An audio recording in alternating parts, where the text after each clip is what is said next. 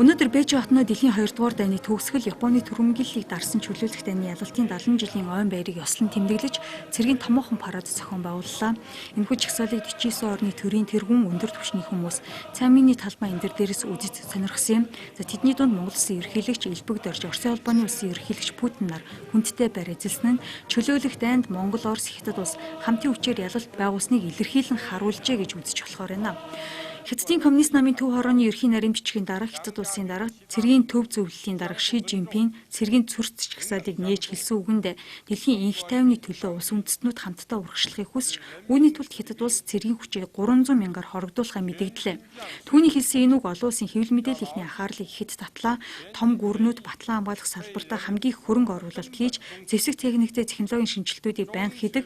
Гэтэл Хятад улс батлан хамгаалахын зардлыг ийхүү танахад хүрч байгаа нь нэг талдаа эдийн засгаа бодолцсон хэрэг болохыг зарим мэдээллийн агентлагууд тайлбарласан байна.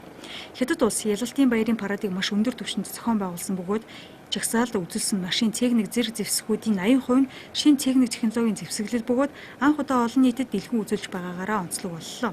Тухайлбал цэргийн чагсаалд өмнө нь хизээч нийтэд дэлгэж байгаагүй бөмбөгдөгч 7 төрлийн онгоц ниссэн. За KJ 200 онгоцны хэд хэдэн төрөл, шин загварын KJ 500 онгоцнууд байсан бөгөөд KJ онгоцнууд нь агаарын ямар ч байг түүний дотор доогуур нисдэг мөн анзаарагдамгүй байгч онж чаддаг байна. Мөн эндээс H6K стратегийн бөмбөгдөгч онгоцнууд G15 тээвэрлэгч онгоц 60 тонны жинтэй T-90 танкууд зэрэг хамгийн сүүлийн байлдааны хэрэгслүүдийг анх удаа харууллаа. Үүнтэй холбон тайлбарлахад энэ парадад өрөндийн орнуудаас нэгэн ч ирж оролцоогүй.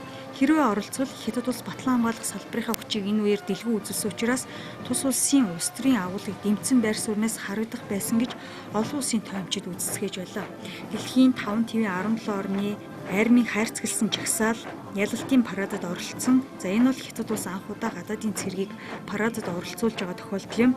Беларусь, Куба, Египт, Казахстан, Киргиз, Мексик, Монгол, Пакистан, Серб, Тажикстан, Оросын улбаны улс зэрэг 11 орн армиа томилон цэргийн парадад оролцуулсан байна. За чагсаал бүр 75 хүний бүрэлдэхүүнтэй байлаа. За харин Афганистан, Камбож, Фижи, Лаос, Вануату, Венесуэл зэрэг 6 орн төлөөлөгч томилон парадад оролцуулснаас тэдний төлөөлөгчид 7 хүний бүрэлдэхүүнтэйгээр чагслаа. Тэдний дунд Монгол улсын аримд 11 дахь хайрцагсан чагсаалаар дэд хурандаа хаш эрднээр ахлуулсаар цамины өмнөөр чагслаа. Цамины талбай 820 м-ийн урттайгаас 96 м-т нь яслын алхаагаар алхах юм а.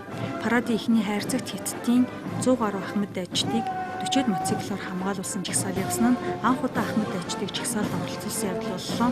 За тэднээс хамгийн ахмад нь 102 настай болохыг энэ үеэр мэдээлж өгсөн юм. Хятадууд энэ чагсаалыг цэргийн цэнхэр чагсаал гэсэн нэр томьёогоор сэтгүүлчдэд танилцуулсан. Учир нь цэргийн чагсаал бэлдэж Бээжингийн олон зуун үйлдвэрүүдэд түр хааж 2.8 сая савтай цэцгээр мохтой чимэглэсэн байна.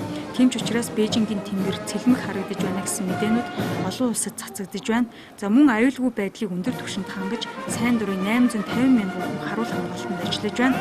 Өнөөдөр Бээжин хот руу орох гарах бүх нислэгүүдийг хаажээ. Дашрамж сонирхуулахад цэргийн чагсаалын бэлтгэлийг цамины талбай шиг хэмжээтэй газарт талбайн ижил загваруудыг байршуулан аюулгүй байдлын хамгаалтын дор хангасан байна.